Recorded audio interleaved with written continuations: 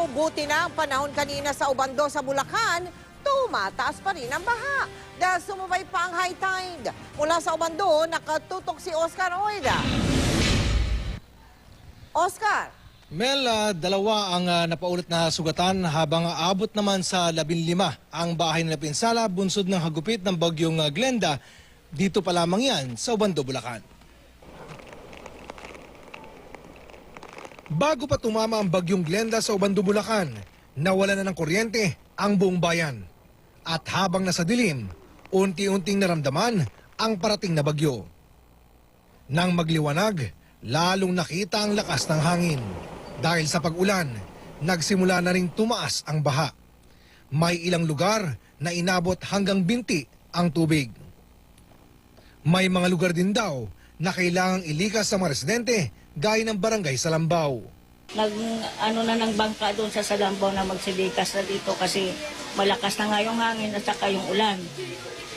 Ay yung iba hindi lumikas kasi ayaw mag-ano na lalakas pa po yung hangin. Sa Barangay Pag-asa, sa kapitbahay na mulot ng bubungan, si Lizel Eugenio, matapos ang pananalasa ng bagyong Glenda. Pwede nga buhatin yung buo buong yero.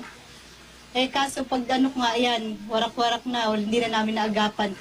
Alas 11 ng umaga, unti-unti lang bumuti ang panahon. Pero patuloy pa rin ang pagtaas ng tubig, bunsod ng high tide, tulad ng sa Barangay Panghulo, Katanghalan at Pag-asa.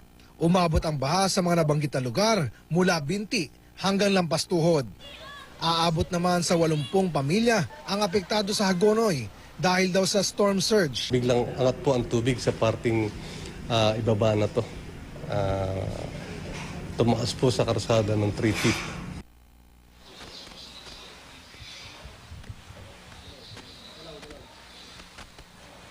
Samantala, Mel, bunsod nga ng pinsalang tinamo ng probinsya, pinag-iisipan na ngayon kung dapat nga ba magdeklara ng state of calamity ang probinsya ng Bulacan. Mel? Maraming salamat sa iyo, Oscar Oida.